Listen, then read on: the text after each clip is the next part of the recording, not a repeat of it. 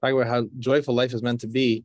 Someone just pointed out to me on the Shabbos the writings of the Chayvus Lavavis, the duties of the heart, and he says over there that the person is able to reach a place of just constant joy, and it's really, really achievable because a person would recognize the only thing that's keeping him from being joyful is his insecure thoughts that he's taking seriously. Then there's just nothing stopping us from being joyful, and so that was inspiring. Work on the joy. Okay, so we're in Parshas Pinchas. Parshas Pinchas in the book of Numbers. This is the 8th section of the book of Numbers, and we are in chapter 25 of the book of Numbers, which is page 986 for these people who are following along in this edition. Oops. And it's chapter 25, verse 10. So last week we had the incredible story where Pinchas stood up to the forefront and he went ahead and he took the lead to stand into the breach of Torah and breach of the honor of God Almighty and breach of the honor of the Jewish people when Zimri, who was a leader of the tribe of Shimon, went ahead and took a Midianite woman who was forbidden to him and went ahead and had engaged in relations with her in a way that everyone knew about it. And Pinchas knew that the requirement was the Torah requires that person, both of them, to be executed and on the spot in an act of zealousy. And no one else was doing anything. Everyone else was quiet.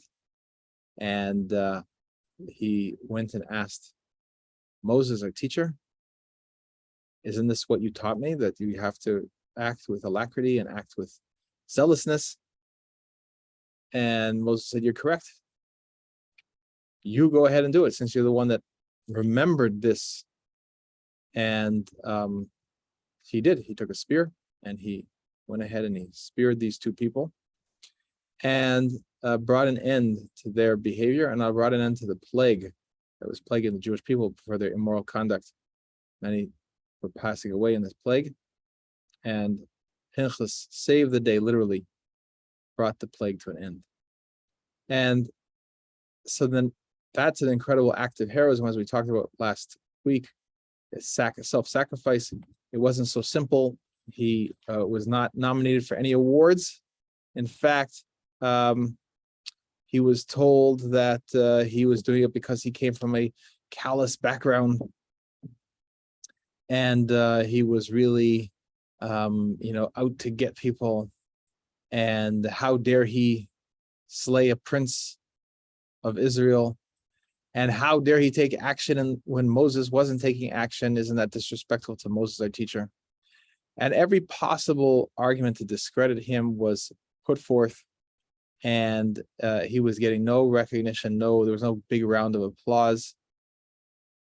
And that's really, really key. What leadership is about is not looking for followers. I was speaking to one rabbi, and he said, we were talking about some action that needed to be taken. And he said, well, there's not enough followers to make the action that he's going to take have any effect and be worthwhile. So I tried to explain to him that leadership is about taking the right action, and then whether people follow you or not is irrelevant. It would be nice if people gather around and become leaders also. But to only take leadership to take action when there's enough people, so to speak, who are going to applaud you and agree with you, that's not the qualification for leadership. So leadership is taking the right action regardless of the consequences and regardless of what other people are willing to do. It doesn't take any great skill to go to a group of people that are all, we're ready to do this. Okay, we'll appoint you the leader. Well, okay, maybe it's a nice thing to do if it's a good cause, but that's not where the real leadership is. The real leadership is to break into new ground, to new uncharted territories, where in fact is not even so clear. There's people are making arguments against what you're doing, and they are not following you. That's what our job is. So why was Moses silent? Why were the other elders silent? Is in order to create the leadership opportunity, the opportunity for Pinchas to get to step to the forefront. It's very interesting. If you read modern leadership books, modern leadership courses, it talks about, taking into account all the people and finding.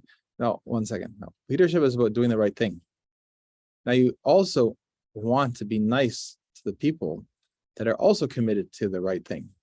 You want to be nice, you want to be respectful, you want to be encouraging and supportive and so forth, and listen to their suggestions on how to accomplish the noble ends and the right objectives. That's definitely the case. It's good you need to find quality traits. But that's not the mark of leadership. The mark of leadership is being willing to do whatever it takes.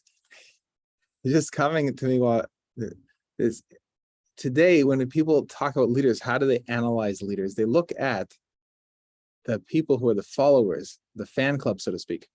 Like, he's such an amazing leader. I would follow him anywhere. He's such leadership qualities. He's the leader.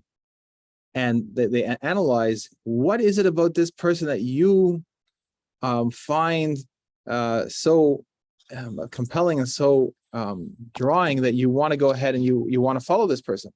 That's how they analyze a leader. So the answer is they're all looking in the wrong direction. The answer is that the leader would be willing to do what he did, whether or not you followed him. If you want to test if someone that you should follow, it's that. Now we also know that we're not supposed to become followers. We're supposed to be, each one of us, leaders. What I mean to say is, how do you know if the leader is someone that you would is someone that has earned your respect? Is that person will continue to do what he's doing even if you drop out, and even if everyone else that's cheering and happy to have this leader would also drop out. That's the real test of leadership.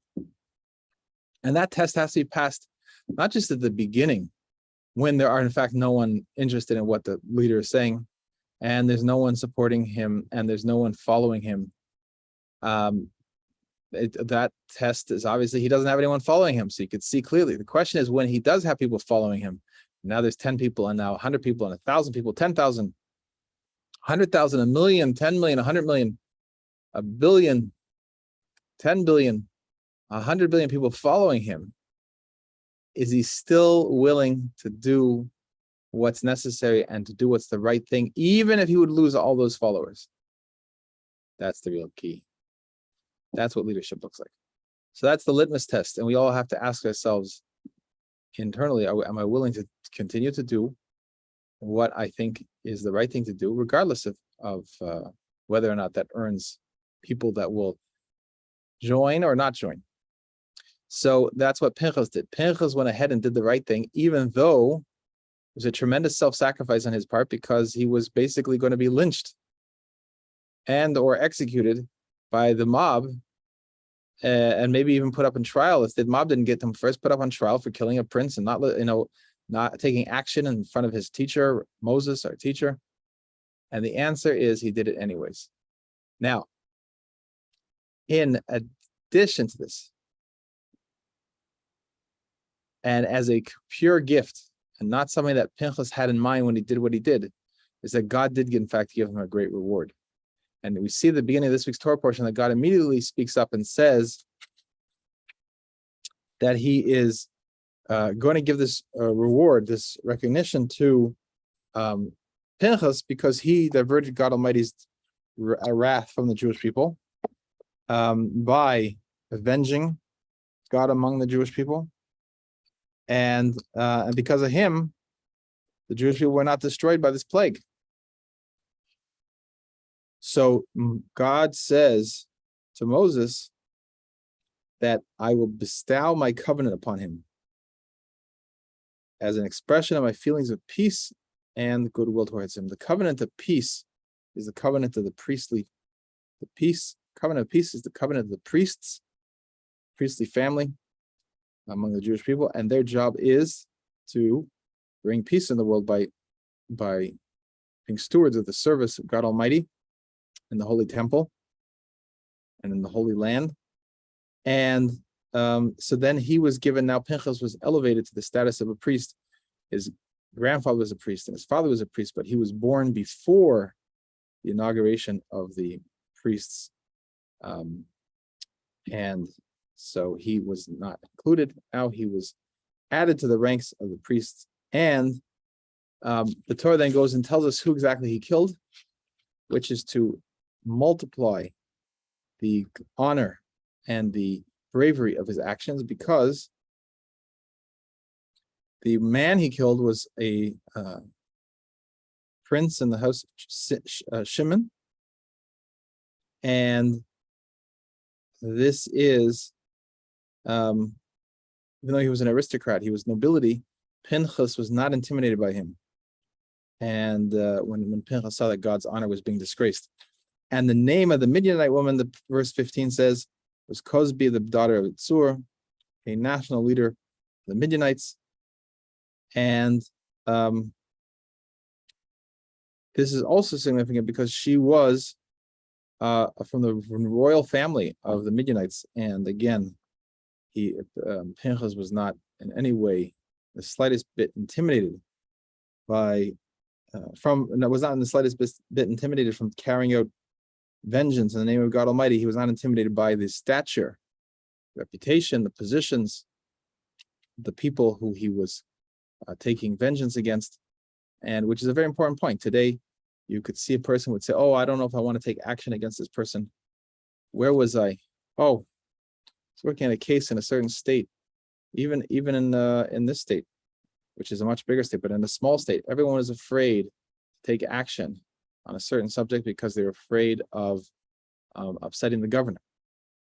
Small state, everyone knows who the governor is. The governor knows basically all the big players in the state, not this particular state, another state I'm talking about.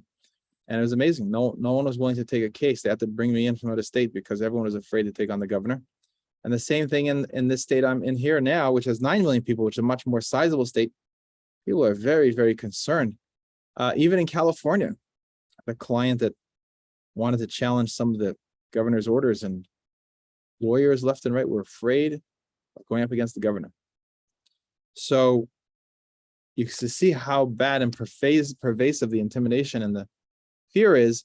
If a person who is in a state of, let's say, 9 million people or a state of 25 million people where the governor for sure doesn't know who he is, and the government is so big that for sure the governor can't even interfere in any benefits, contractual benefits or whatever it is that person might think he's going to get from the government. And not only that, but he's in a profession called law, where the whole point of the practice of law is to challenge the government, challenge the spread and the increase in power of the prosecutor and the court system, and challenge the power of the government, challenge the laws of the government, challenge the executive orders of the government. That's the whole point of being a lawyer. And people were still afraid to challenge the governor of California. They're one of the few firms that was willing to get involved. So what's going on in people's minds? People become attached to their perception of themselves, their perception of how other people perceive them, attached to their licenses, attached to what they buy into a whole ideology that they are okay because they're part of a system that is going to take care of them if they just do the right things. And they then lose their ability to stand up for what's right. Now, they didn't really lose their ability, because it's a choice at every moment, no matter how far sunken in a person is into this type of society, type of thinking, how much he wants to belong and he doesn't want to rock the boat and he doesn't want to be seen as an outsider and so forth. All these motivations a person has. Doesn't want to be attacking someone of nobility status or person of just a well-known person and so forth. He will, no matter how much he's sunken into that, he does have the ability at any moment to just step forward and take the leadership, take back the reins of his own life, and be dedicated to the service of God Almighty and do what's right.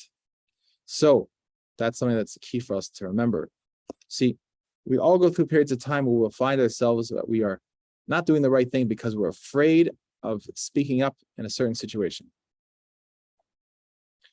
And the key for us to remember is that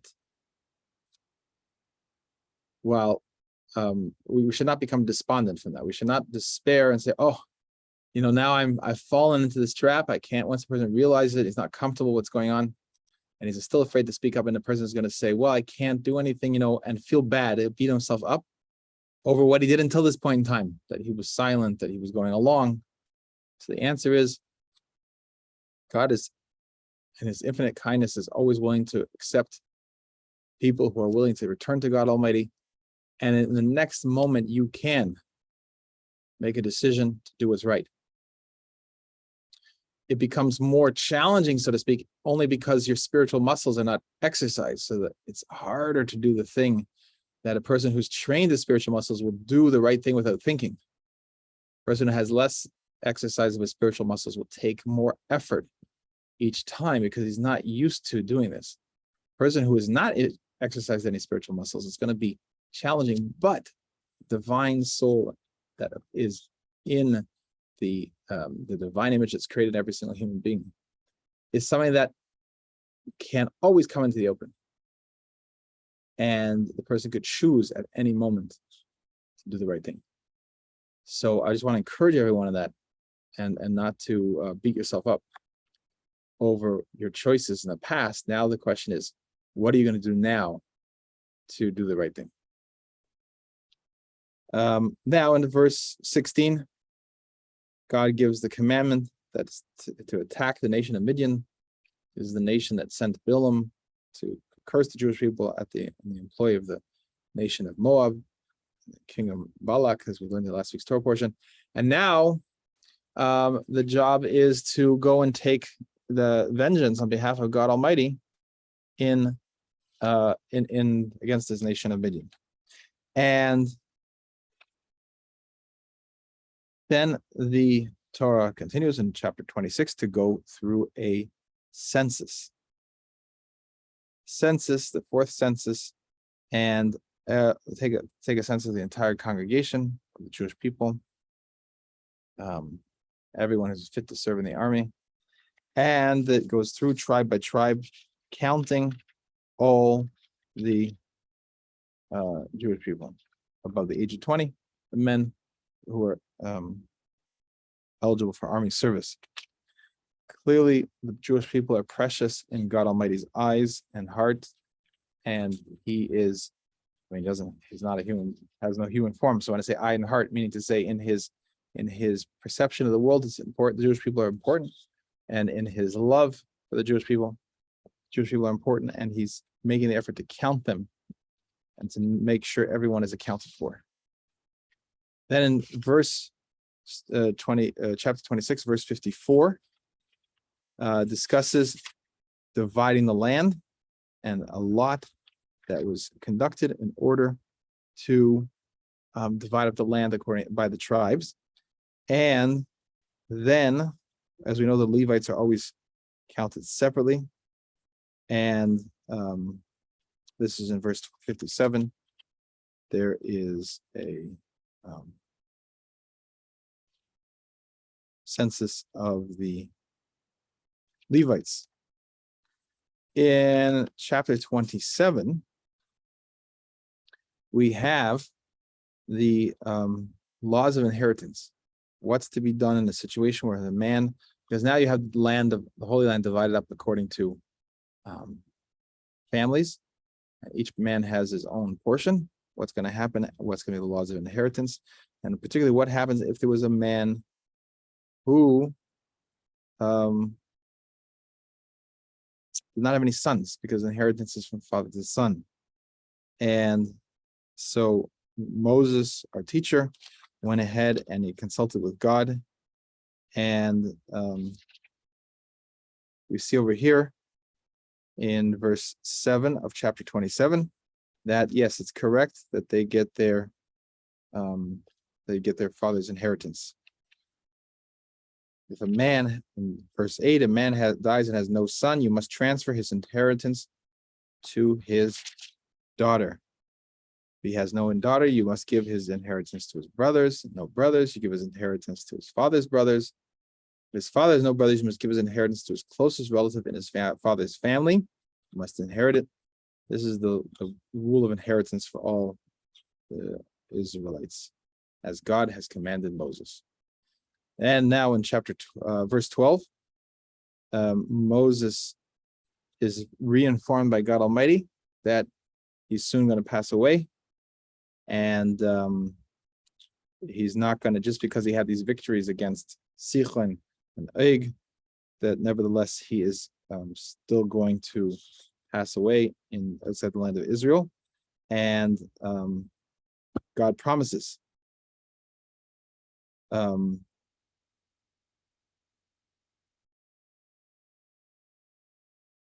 who is going to the discussion of who's going to be the leader, that there should be person appointed, which Moses thought his son should be appointed, to make sure that the congregation of God Almighty would not be like a flock without a shepherd. And in verse 18, God Almighty says to Moses, our teacher, the successor, yes, I will appoint a successor, but he's not going to be one of your sons. It's going to be Joshua, Yehoshua, because he was constantly learning from Moses, our teacher, constantly attending to him. So it truly absorbed all the teachings. And so Moses went ahead and he convinced Joshua, Yeshua, to accept the position. And he presented Joshua and before Eleazar, the high priest, who had replaced his father Aaron, the high priest who passed away, had already passed away, and before the entire congregation.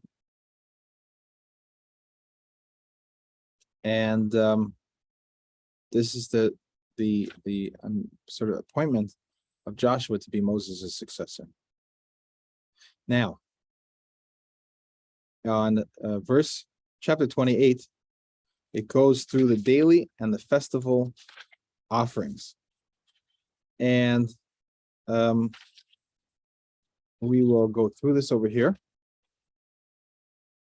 These are commandments on the offerings that they brought in the temple. So it really only applies in terms of practical application for the Kohanim, the priests that serve in the Holy Temple, in the Holy City of Jerusalem, in the Holy Land. And even the Israelites, the people who are not priests and not Levites, they are not, these offerings that are being brought constantly. They're not, the average person is not involved in these. And also a non-Jew would not be involved in these offerings. However, we're going to just review it in concept because it's important to see the cycle of the year's holidays, and also to understand the service that is being done in the Holy Temple on behalf of the entire world. So in chapter 28, it discusses the offerings that are brought every day. There's something called a continual ascent offering. And there's other offerings which you can read about here between verses 1 to 8. And then there's an afternoon offering. And then on Shabbos, the seventh day that God rested from the creation, again, it has over here special offerings for the Shabbos day. So now we went from the day to the week. Next, we're going to go to the month, and then we're going to go to the yearly cycle. Similarly, on Rosh Chodesh, which is the new month, the head of the month, which there's the 12 months of the Jewish year, the Torah year, which is going mainly according to the moon, with sometimes the interposition of a 13th month to make it a leap year, to make sure that Pesach comes out in the spring. So, and now we see up to verse 16 of chapter 28, a discussion of the Passover offerings. And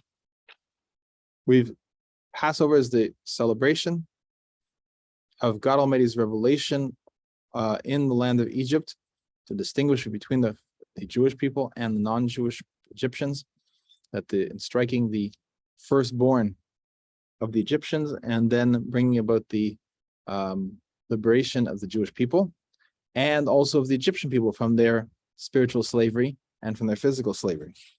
Bringing out the Jewish people so that they could come to Mount Sinai to receive the Torah, Mount Sinai, on behalf of the world, be able to teach the lessons of the Torah to the world. And that's Shavuot, starting at verse 26.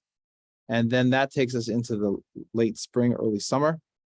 And then next is chapter 29, Rosh Hashanah, which is a celebration of the creation of the first man. It's the new year. The new year is not celebrated on the creation of the world, but rather in the creation of the first man and woman. Because man is the pinnacle of God Almighty's creation. And we must honor God Almighty's through having a correct perception of men and their role in God's creation. They are the pinnacle of God's creation, the purpose for which he brought about the entire creation. Yom Kippur is the Day of Atonement. Sukkot is the building of the temporary structures.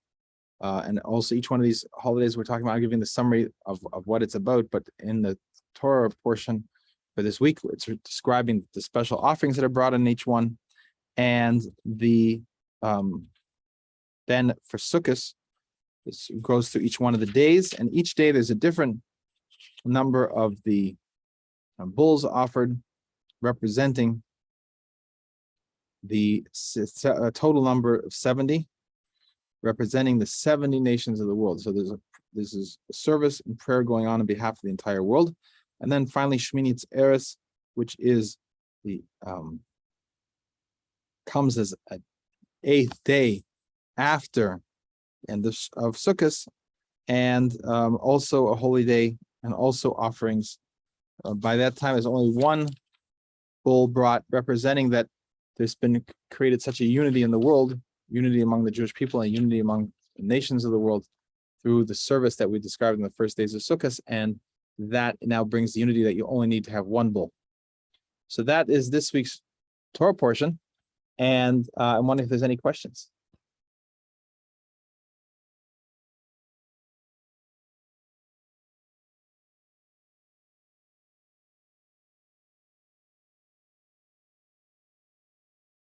Okay, wonderful. So I encourage everyone to go back to read through again this story of Pinchas. Yes, I see a hand has been raised. Please, you want to type a question or you want to ask a question? I can allow you to talk if you'd like. Go ahead.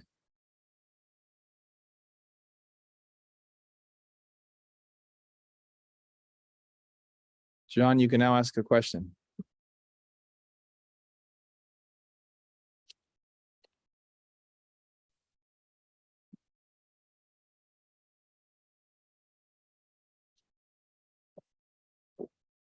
I see you're unmuted.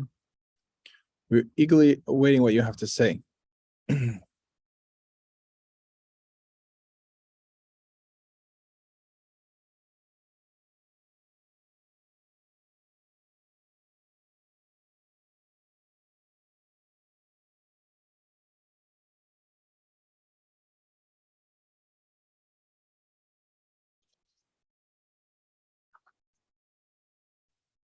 Not hearing you, unless I have. I'm not muted. I'm not hearing you. Are you unmuted on your end?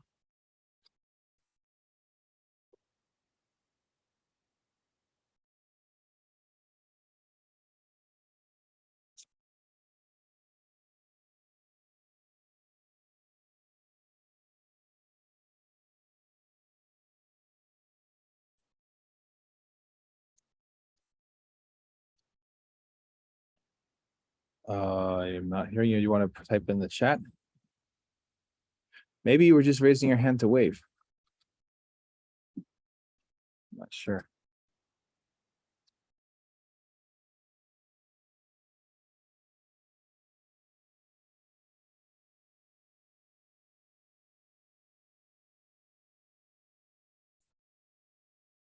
Okay.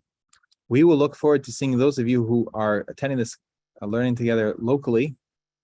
You're on Zoom or locally, you will look forward to seeing you on Shabbos, live here in the 170 Main Avenue, where we learn every Shabbos at 6 p.m. There's no video made, no live streaming, and no recording made because it's Shabbos. And for those that you are far away, but close at heart and close in learning, I will look forward to seeing you next Wednesday. God bless you all.